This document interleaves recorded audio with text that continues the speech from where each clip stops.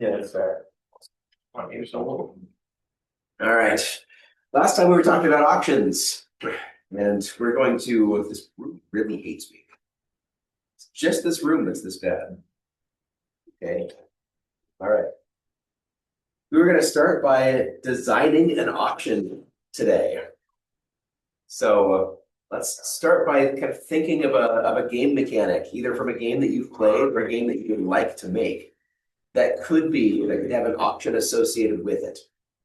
Try to design it in such a way where the auction isn't just a straight auction, but it has some of the aspects of auctions that we have talked about. So we talked about different types, different payment types. We talked about lots of different auction mechanics. So how could you map the idea of an auction onto an existing mechanic in a game, a mechanic that you would like to make for a game in a way that creates an interesting outcome for the sellers, for the buyers, for both? There's a large design space here.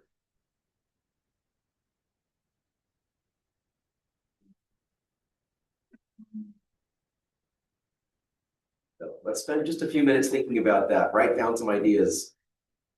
Even if it's not fully fleshed out, that's fine. But see if you can identify a place where an interesting auction could go. Okay. Could be a board game, could be a video game.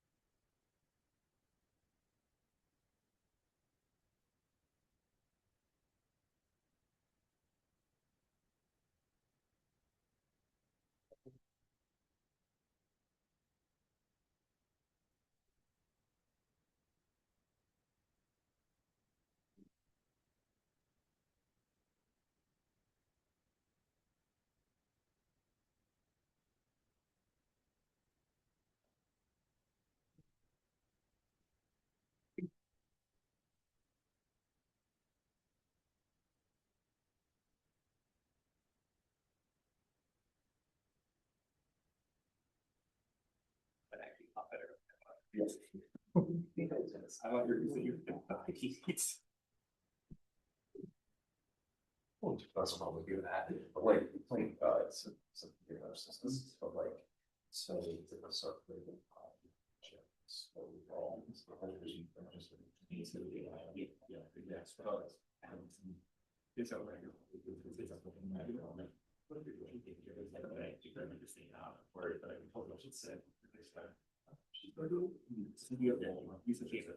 yes,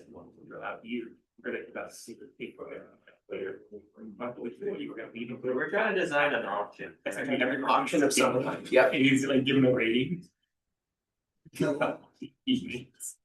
Based on percent. So to give everyone an idea, here's my idea. What I've always wanted to see, because I play so much Path of Exile, or at least I have historically. I haven't touched it in a long time. Speaking of which, there's a reveal for the next league happening while I'm teaching right now. You have no idea what you all are doing to me by missing this. But I'm imagining a player-driven system that is just a Dutch system where you place an upper bound and a lower bound. And the item is going to go between the upper bound and the lower bound within 1 hour. So it's going to start at the upper bound as the price that you think is the most that anyone would reasonably want to pay. And the rate of decline is going to be based on the difference between that high value and that low value. At the end of the hour, it reaches that low value. And if it hasn't sold at that low value, you are penalized for the fact that it didn't sell. And so you need to pay something to the auction house that this item didn't sell. So you have a reason to try to ensure that your item sells if you're trying to sell it, which means that you should place a reasonable lower bound on the item. But in real time, you can see the price of every item that is currently being listed falling towards something that is an interesting price or a reasonable price. And you would be trying to figure out when is the appropriate time to buy it. Is someone else also looking at this and going to snipe it away from me, which would create some very interesting market mechanics in a player-driven economy. So just an idea. Another idea off the top of my head, NPCs doing something very much like this, where they restock every hour. At the end of each hour, instead of there being a low threshold, the item is free. So you have reason to go around to different NPCs in different amounts of time. Maybe some very rare item is on its way down in price, and you should be the first player to purchase that item. You could get a significant deal from the NPCs, and that would keep NPCs shops being more relevant over time than just, I know what this NPC sells, I'm never going to talk to them again. So, a couple ideas off the top of my head. Anyone else have some interesting ideas? So there needs to be a grand exchange there, where like players put like fixed price on the item they want to sell, and then it's up to like other players to decide good enough. So like you start off really overpriced shit. The price runs your costs down. How do you know the player is going to update their price and it isn't just sticking around at a very high price that is never going to sell? Honestly, it's tied to like the market value of the item. Like in the grand exchange, all the weaponry, all the items have what it's called like a market value. Yeah. And so players know how much the item usually is if they bring it themselves versus what the others charge. If someone is charging too much, then the life of somebody else who's charging. Yeah. It's a silent auction, but there's always going to be the amount of a thing equal to the people that are participating in the auction. And you get a slip and you can either write 1 or 2 on it. If you write 1, everybody gets one of those things. If you write 2, you get to keep trade the amount of things allotted amongst all the people that choose 2. But everyone who chooses 1 gets nothing. If everyone chooses 2, everybody gets nothing. And that's the auction. So it's a prisoner's dilemma. It's the prisoner's dilemma, but an auction. Interesting. That's very interesting. I don't know why, but I want to do. I had an idea where it's like, it's like a collective thing in some ways. One idea is like everyone pays for the bid, split equally. If that makes sense, like someone wins. I don't know what the mentality would be. But like someone wins, everyone else in the room has to like pay for it equally or something like that. Yeah. I don't exactly know what the mentality would be for like why you would want to bid so high or something, but that's kind of my idea. Some kind of buy-in. So Yeah. there's a cost to participating. Yeah, and another idea I have is just like an auction where one guy bids for something, but everyone else gets it. It's like you're not bidding for something you get to keep. You're bidding for something everyone but you gets to keep or something like that. I don't know. It's like I don't know. Like the richest person could say, I dumped $500 into like ensuring everyone has a ball and chain or something like that. Interesting. Other ideas? I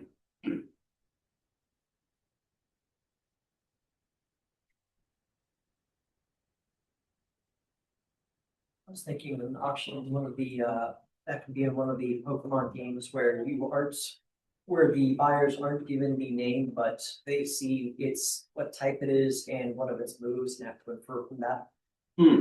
Interesting. Okay. So where there's some risk where it might be not what they're they might assume that it's something, but it's not what they thought that they were getting. So there's where it might not be exactly what they're hoping for.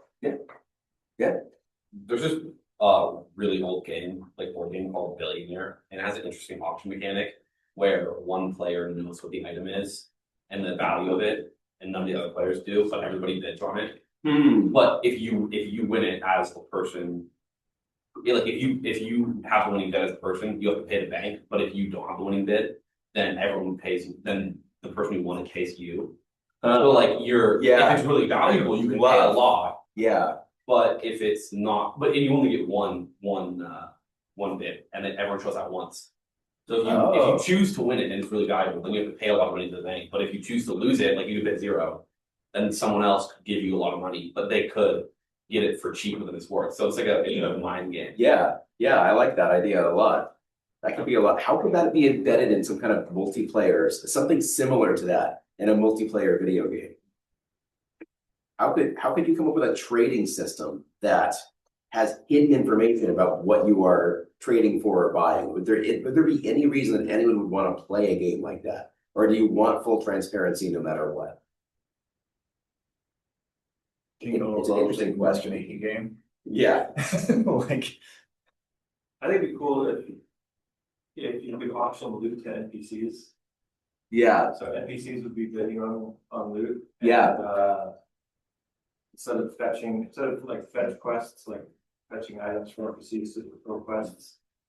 And the opposite, like NPCs. Maybe they have moods or they have needs, and what you farm could be based on the needs of differently. If you go talk to them or chat with them, you could get a sense of what they currently desire. If two NPCs desire the same thing, you could get them in a bidding war for what you went and farmed for them. Yeah. Cool. I like that idea a lot too. This admittedly is not my idea, but there's a Jackbox game called Bidiots where it's basically just bidding on art, but the gimmick with it is that it's also a drawing game. So like while you're trying to bid on art, there's there's 3 prompts that says like pig doing X, and when you see an image, you have to figure out like, is this the really valuable art that's the pig doing this, or is it the other pig picture or something like that? So it's like you could be bidding on art that might be like not worth it or very valuable, but you just diminish the return because you kept bidding for it. Interesting. Yeah, there are lots of mind games you can do with auctions, and if you're trying to make some kind of puzzle game or a management game, I think combining puzzle and management mechanics into an auction, it makes a lot of sense that is the overlap between those couple of genres. And again, it's just something that I've always wanted to see, and just the game that I envision or that I could see being a lot of fun just doesn't exist yet, to my knowledge.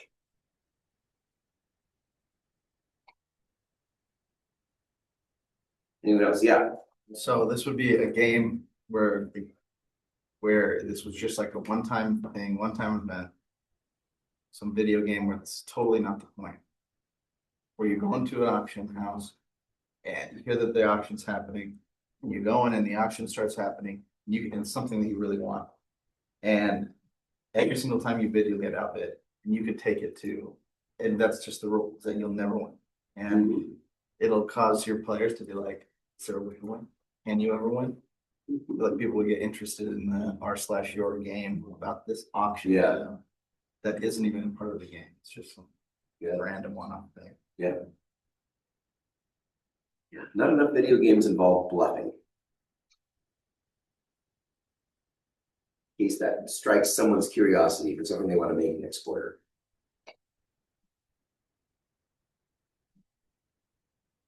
All right. Last little bit about trading before we go into cost curves. One way to think of trading is the ability for players to buy time. This is something that the player could farm for or acquire in some way, shape, or form, but they are trading for the ability to have that item now. You can also, via trading, if you are collecting trading data, you can see player exploits within the trading metadata. So depending on, again, how much you're collecting, what scripts you've written to analyze that data, you can find some information about player behavior. So you can find players with duplicate copies of equipment. And if they end up with that and try to sell the duplicate copy, you can, via that data, find bugs in your code or find exploits that exist. Players who don't need consumable items as frequently will sell their extras. So you can look through the sell logs, selling things back to NPCs. How frequently are consumable items being sold back to NPCs? That can help you to determine whether a balance update is required to drop less of that consumable because more is dropping than is being used. You can also run expectation and determine how much trading, how much selling is happening, given how much of this item should exist with how much cumulative playtime there is across all characters on a server. Players may have found an item duplication bug if there are more of an item than there should be, given the probabilities that you know as a developer that players don't. Users can be using additional accounts to bot farm and trade to their main account, so you can look at trade logs to find bot farms. So yeah, when trade is available, items will find their ways to the players who can best utilize them. This makes sense. They have the most value to the players for whom they have the most value. So via trade, via some way, they'll make their way to the player most useful for that. But if you try to balance for that, then the single player experience may suffer. And this is true, especially across a lot of multiplayer games. If you, the developer, are expecting players to trade in order to acquire what they need, then the drop rates are going to be so low that it is not possible to play the game as a single player and get the loot that they are expected to, because you balanced it such that they're expected to trade to acquire that. So once again, I go back to Path of Exile as an example of this. If you're trying to get best in slot equipment for your character, you will be farming for years because it just will not drop for you. It's plentiful on the market from a bunch of people for whom it drops and it's not useful to them, but it's balanced around the ability to trade the currency that you do drop for the items that you will need. If you play solo self-bound, it is a very different experience and a much slower progression curve than you have when you have trading available. So you may want to make something like a solo self-found mode to a multiplayer game where the drop rates are significantly different from an online multiplayer mode. You can balance the different ways of playing the game separately. And of course, high-level characters who don't care about low-level items can trade or gift items to newer players, and that can significantly affect the newer player's experience with your game, completely changing the expected difficulty curve of playing through the game, because items that have no value to high-level players, if they're still able to acquire those very easily, they can get the goodwill of the new player by helping the new player circumvent the anticipated difficulty or balance of the game. Any last minute questions on trading or trading and balance?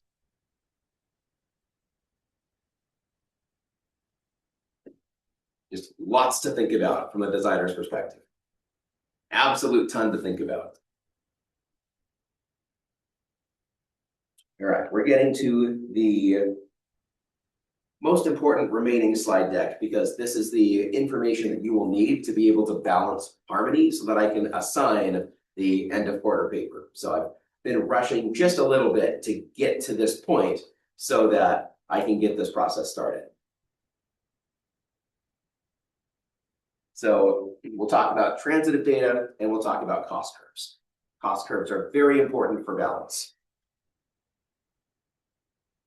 So first thing to notice, if we're trying to define transitive mechanics, we kind of did this before, but one way to think about it is that you get what you pay for. When an item is better than another item, it will cost more than that item. So the value of an item is based on how good it is. Similarly for spells, a spell that costs MP, if it costs more MP, it should be more powerful. Then you have a transitive relationship between spell costs and spell power. We need some kind of conversion function, some way of saying, okay, given that I'm designing a new one of these, how should I cost it? Let's say your game has 8 swords and you're designing a 9th one. What should the cost of that 9th sword be given the 8 swords in existence? You're designing a 161st spell, given the 160 spells that exist in the game, how should you cost that 161st spell? there's some kind of conversion function inputting what are the parameters and the output being the associated cost or value of an item or a spell, some game object. So where does transitivity like this show up in different game genres? In RPGs, when you're balancing how much an item should sell for from an NPC, when you're balancing your character's level, how much experience is required per level. First-person shooters, how much does it cost to upgrade your weapon? Are there weapons that are better than other weapons? Or if there are just some base weapons and a bunch of upgrades to those weapons throughout the game, how do you cost those upgrades or balance where you find those upgrades, how late you find those upgrades, etc. For abilities, how much do those abilities cost? In simulation games, there may be objects, there may be features that you can purchase that have use or power proportional to their cost. Makes sense. In tower defense games, how much does it cost to upgrade your different towers? Or how much does it cost to place the base versions of those? Trading card games, how well the cost of each card in terms of its casting cost, not its monetary cost, but its casting cost. How much resource does it take to put this card from your hand onto the field or to put it in play or use it in some capacity? How do you cost it such that higher cost cards should have more powerful effects? Retro arcade games, how does scoring work? As you defeat more and more enemies or more dangerous enemies, how do you score how much an enemy is worth when it is defeated? In professional sports, how do you pay your associated players in such a way that better players should demand higher salaries? What is that proportionally? How does that come to be? As well as the value of a franchise. If you have a good franchise, it should cost more to purchase. In real life, in theory at least, the more an item costs, the better quality it provides. That's sometimes true, sometimes not. But this function is basically the concept of a cost curve. How are we going to find a way to balance this item with respect to other items that it needs to be balanced with respect to? So that is a cost curve. So resource cost of a transitive item can be an anchor for your cost curve. So as a definition, mathematical relationship between what an item costs and what benefit it offers. And of course, items can be broken down into their elements. And these elements can be referred to as a set of costs. Things like how much does it cost to purchase? Things like currency. The limitations of the item, what does it not do for you? Or what can't it do? Drawbacks. How does it actively hinder you? All of those are costs. And a set of benefits. What does it do for you? So if you're going to buy a sword with 50% accuracy, the costs would be the currency cost of acquiring the sword, the fact that it doesn't hit all the time, that's a limitation, and then maybe a drawback of your character can only carry 10 pounds, and the sword is 2 pounds to equip, meaning that you can't carry, there's a trade-off there, there's a drawback of this is a heavy sword, I can't wear other heavy gear or carry around stuff in my inventory because my sword weighs so much. So we can break down all items into this set of costs and benefits. So it really becomes a cost-benefit analysis, but we want these costs and benefits we can determine the value of the benefits minus the costs. That tells you the value of an item. So some components are a bit of a gray area. Something like this sword does double damage against dragons. How do you determine how beneficial that is? If there are 0 dragons in the game, it's pretty easy. But if every enemy in the game is a dragon, it's relatively easy. But proportionally, how difficult is a dragon to defeat? How frequently do you run across them? Is this something, it becomes a little bit of a gray area with regards to how much of a benefit is this compared to something like another sword that does 10% more damage. Which one's better? We don't have enough information to determine that. It's a bit of a gray area. The benefit, higher damage against dragons, cost, lower damage against everything else comparatively if it costs more than another sword that doesn't have the double damage against dragons. It would be exactly the same sword unless you're fighting a dragon. The other thing that you have to take into account is like, how much does it actually help you against dragons? I mean, in this case, it does double damage, so obviously I have to swing half Yeah. as much. But what if you had a sword that was like equally balanced against goblins, right? So then you can use the sword against goblins. Goblins are a much more common enemy type, but then it doesn't really take away more hits as well. Like even if you do double damage, you're basically one tapping the goblins anyways with your build. So then what's the point of the sword? It's true. So Yeah. yeah. There's always more to consider with regards to just straight the numerical balance. But yeah, this is why we will end up play testing a lot of these things as well. This kind of gives you a position as a way to place the mathematical balance. But as we will discover, mathematical balance is not everything. And there are still times when the math says that an item is balanced, that because of the different game mechanics, something like I one-shot a goblin regardless of whether I do 4 damage or 8 damage against it, that the math says the 8 damage against a goblin is better, when in practice, you're one-shotting regardless. You'd rather have that benefit be somewhere else, even if it is a mathematical lesser benefit, like 5% faster attack speed. Now your goblins die faster in one hit, which is better to have a 4 damage sword that kills them slightly faster than an 8 damage sword that kills them slightly slower. In Diablo, the merchants will buy items based on how like mathematically good they are. So it's a good way of telling how good your items are. Maybe that's something you're not seeing. Right. And except for the light radius, which nobody cares about. And if you have an item with +6 light radius, the chance of rolling an item with +6 light radius are like impossible. So if you sell them to a merchant, they'll buy them for like 20,000 or 100,000 gold. And you're like, yeah, this sucks. I don't want this, but yeah, go ahead and take it. And the NPC just should become a little bit shinier Yeah. after that, Yeah. I think. I think so too. You should become a little bit shinier because you have the gold. They should become a little bit shinier because somewhere there just is this beacon of light that is drawing enemies to them. So as a designer, what we want to do is find that numeric relationship between costs and benefits. If we can create a set of items that we can quantify the costs and benefits, then we can continue to design more of this kind of item that fits this mathematical relationship between costs and benefits. And that's a great starting point for designing a bunch of related items. Maybe you will make modifications to this as you play test with them, but it's an excellent way to just bulk make stuff that slots into your game and starts mathematically balanced. So we sum up the benefits minus the costs. And we do that, and similar game objects should have relative balance between those benefits minus costs. Maybe an item has a bunch more benefits, but also a bunch more costs that cancel each other out.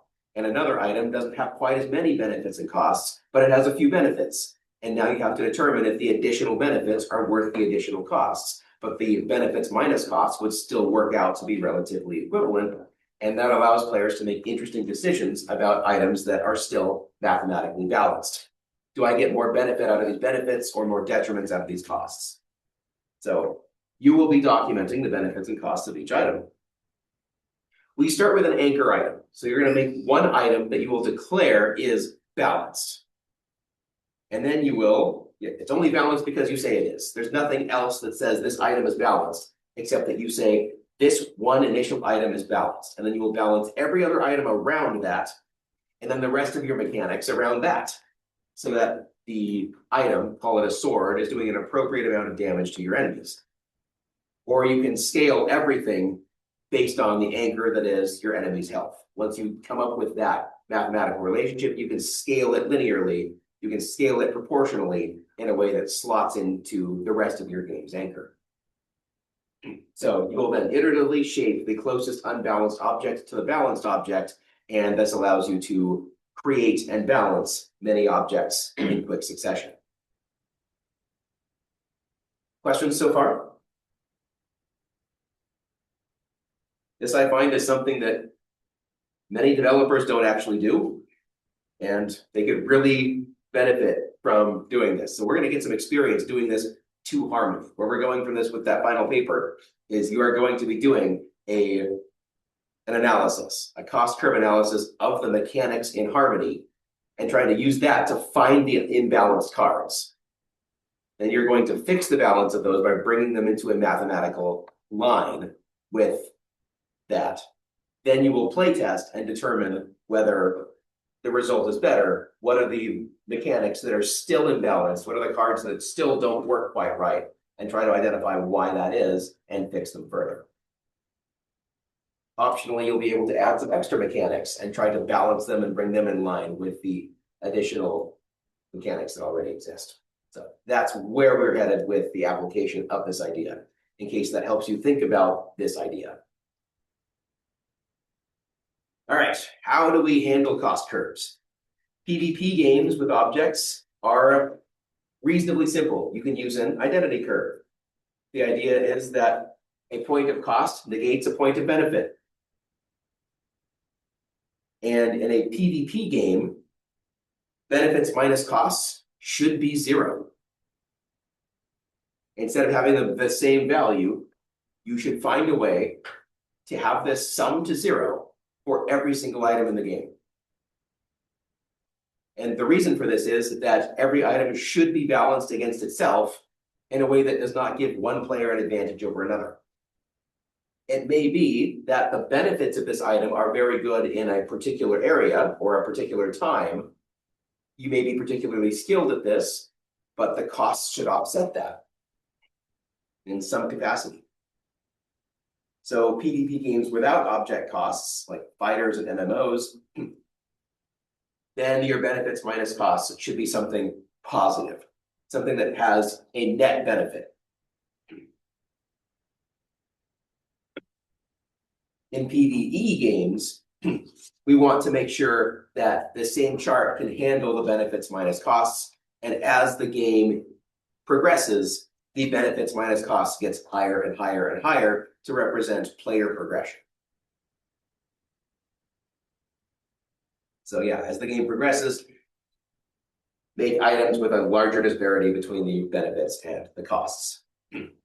And this helps the player feel like they are progressing through the game and the game's mechanics. So if you make an object that is above the curve, there are more benefits than the curve suggests for the cost. That means that it is a powerful item. If it is below the item, there's a lower level of benefits than the curve suggests for its cost, which means that it is underperforming or underbalanced. So you can plot an item on this curve and figure out its relative level of balance. This way in a game, you can ensure that things like rare items are consistently above the curve by a little bit. Junk items are consistently below the curve by a little bit. And now that creates, given a particular point in time where the balance should be, you have a distribution of items that relate to the mathematical balance of the rest of your items. So if you want to bring an item that is imbalanced into balance, you can either change the benefits or change the cost. It makes sense. If you change the benefits, it'll push it up, making it more powerful. You change the costs, it'll bring it down, making it less powerful. And of course, remember that cost is not just how much it costs to acquire or purchase. A cost can include how rare the item is to drop. So something like, I need to kill this boss 50 times on average in order to get this item. That could be part of its cost.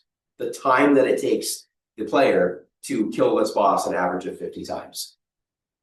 So you can't absolutely do that. So let's take a look at what the cost curve looks like in PvP games versus PvE games, and it looks something like this.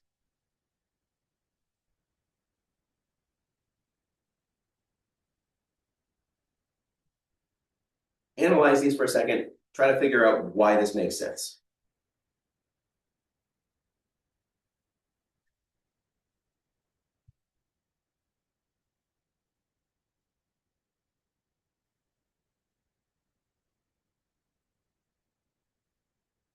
Do we see how for everything balanced in the PvP, the benefits minus costs is 0?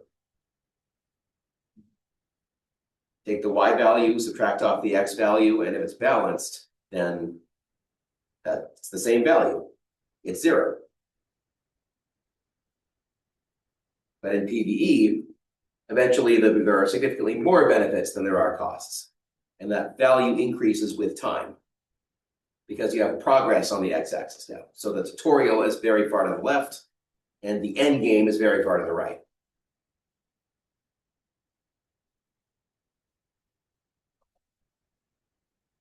Any other thoughts on this? How do games that you've played adhere to this structure or fail to adhere to this structure?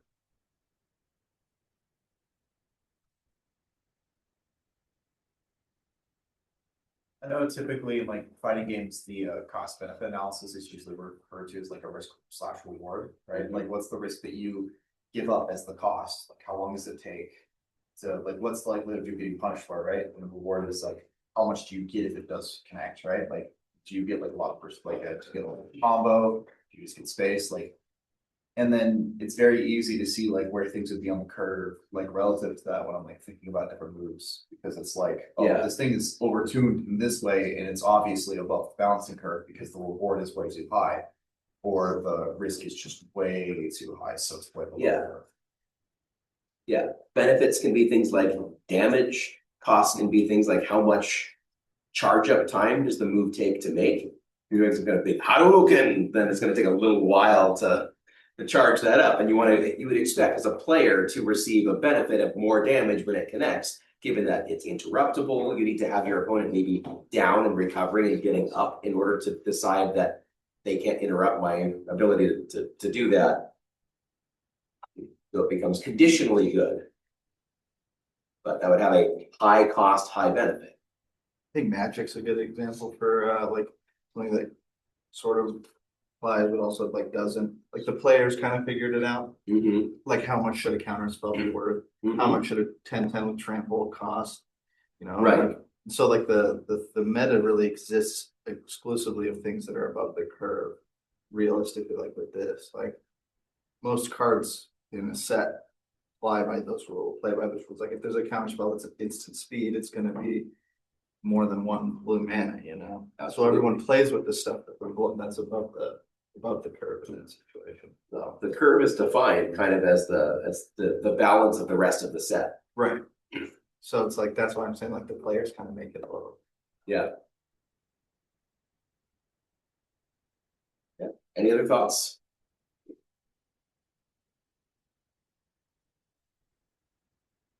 All right. What happens when we deviate from cost curves?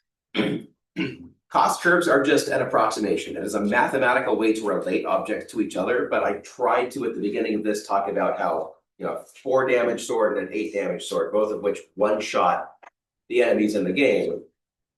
The math won't necessarily line up with how it feels in practice. So you can absolutely violate your cost curve whenever you want for a bunch of different potential reasons. And trying to call something that is perfectly mathematically balanced, and then just turn around and walk away is a good recipe for disaster. It ends up rarely making for good or interesting gameplay. So there's more work that needs to be done. But again, it is an excellent way to begin the process. It's a great first draft of a balance. You can throw it mathematically together and then go play test it, determine what feels bad, what feels overpowered and underpowered comparatively. And then you can start asking the questions of why does this feel overpowered or underpowered? What am I not considering in this mathematical relationship? Is there a way to incorporate it into the mathematical progression? Maybe. You should consider doing that if you identify such a way that you didn't consider. But deviations from the curve also make for surprises. If you make a very linear upgrade in a game, players start to be able to expect what's going to come to pass. And it's boring. It takes a lot of the surprise out of, I'm getting to the next town. I wonder what upgrades are waiting for me there, when it's exactly the upgrades that you thought they were going to be. So players like surprises. You should make surprises for your players.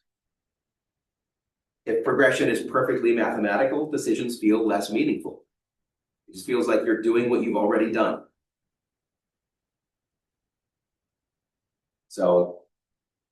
Another good question. Where do the numbers that support the benefit and cost list come from? The answer to this is really the anchor.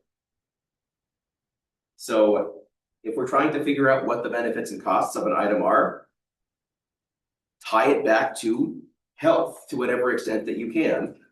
So assuming that you have an anchor, any other object in the game that you would want to balance is pretty straightforward. You just relate the benefits and costs directly or indirectly back to the anchor, and that becomes your function.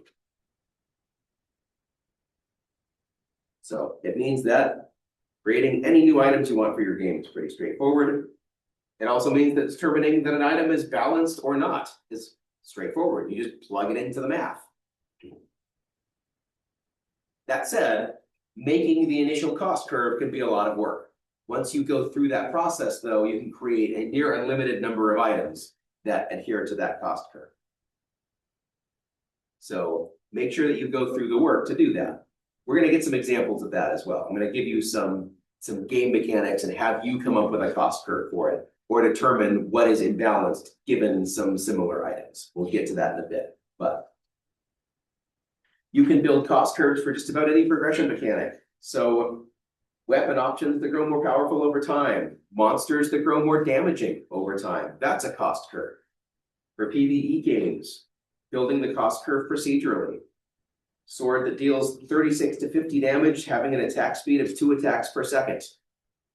We can then do some further work on that. Every point of average weapon damage is worth 200 points of power. This makes sense. You just say that. Then we have every hit beyond the first hit per second has a power multiplier of 3. If we plug that in, what is the power of this sword? Here we're just defining a mathematical function. Go ahead and calculate that. Because we hear about the average weapon damage. It's going to hit twice per second.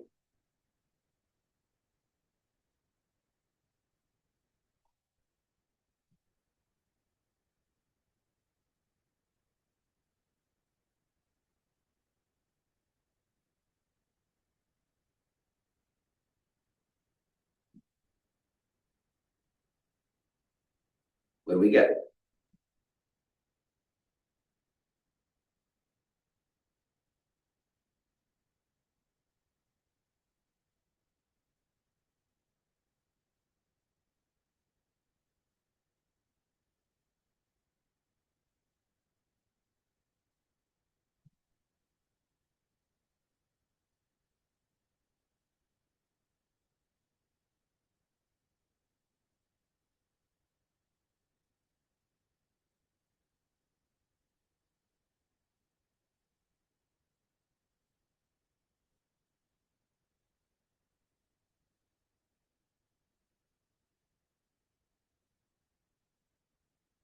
$18,000. Yeah, we have 43 average damage here. So 43 is the damage of the first hit per second. That's worth 200 points per. So 43 times 200. Then it's going to hit again. So it's going to double that. And then it has a power multiplier of 3 because it attacks for the second time in a second. So we take that result and multiply it by 3. Multiply by 3. I thought we were multiplying it by 0.3. All right. Ah, Makes sense. fast weapons tend to be better than slow weapons given the same DPS. In fact, you will take a lower DPS weapon with a faster attack speed because it brings forward the point of death. We'll talk about that in a second. So why use a multiplier over an additive power for attack speed? It really doesn't matter. As long as you're consistent, you will balance the weapons against each other. And doesn't matter. If you find your players picking those that have fast attack speeds, that might mean that you're undervaluing your attack speed in your calculation, but at least they're balanced with respect to each other. And you can incorporate that. You can start to realize that weapons that attack faster deal much better than weapons that attack slower in this gameplay. So because of that, it offsets something. You can realize that, play test it, come back, iterate it into your mathematical expression, use that to create more new items. Also, players don't tend to do this very frequently. I am an enigma when it comes to this. I love trying to figure out the math curves behind the games that I play. But they can absolutely, players can definitely feel when something feels inconsistent. They know that something feels good and something feels bad, even if they can't mathematically explain why that is. So if you can just take feedback from players who say, this sword feels bad, that is a lot of feedback for you about how you have put together your cost curve. Why does one sword that seems balanced feel good and one sword that seems balanced feel bad? You can go back to the drawing board with that and try to take that feedback and figure out why. Maybe you're underappreciating attack speed. You can plot all similar items on a power versus cost graph, and then you can easily see which are imbalanced, or if they seem balanced, you can start to figure out which of the mechanics, the benefit and the cost, are we underappreciating when we constructed this formula. So that's for PvE. For PvP, a good bit different. It's much less about progression. You're not trying to get the benefits to progress in such a way that feels good, but it's more about balancing each item to eventually have the same power. But the upsides and the downsides that you see for each of those items are going to be different. It may just be more upsides and more downsides. It may be different upsides and different downsides, but the idea is that the sum, the net benefit of the benefits minus costs are the same. So the cost curve is the identity curve, which is what we just saw in the other graph, straight line, y equals x, because then y minus x equals 0. When we're trying to create similar items, write a list of benefits, assign points to the benefits. So something like per 1 attack is 1 point. Write out a list of costs, assign points to them as well. So 1 point for a cost of 1 gold, etc. 2 points for 3 gold, 3 points for 6 gold. Maybe you have some distribution for cost, and that would map to how quickly gold is acquired throughout the game. We can now create, with just these benefits and these costs, a 1 damage sword that costs 1 gold, a 2 damage sword that costs 3 gold, and it's still an identity curve. When you plug in the benefits and the costs, benefits minus costs is 0 for each of these items. Questions on how you might consider this for PvP games?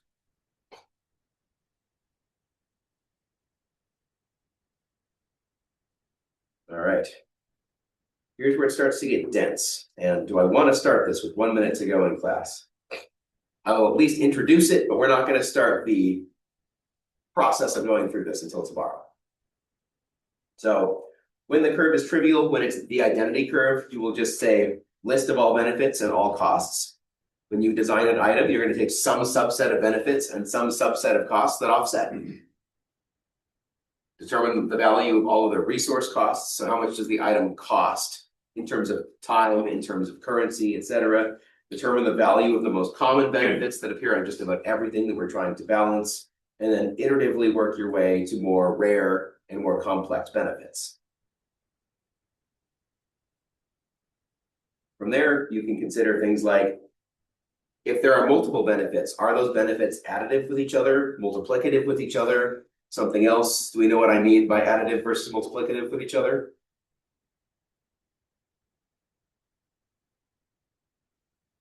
So what's an example of a benefit that is additive in a game?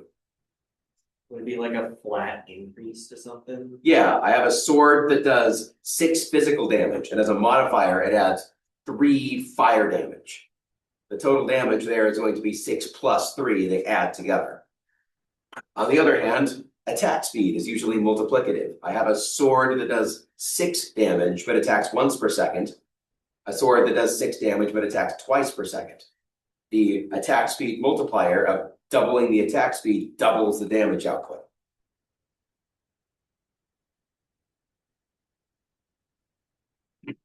So there's also situational considerations, combinations of modifiers that can be more powerful or less powerful when found on the same item.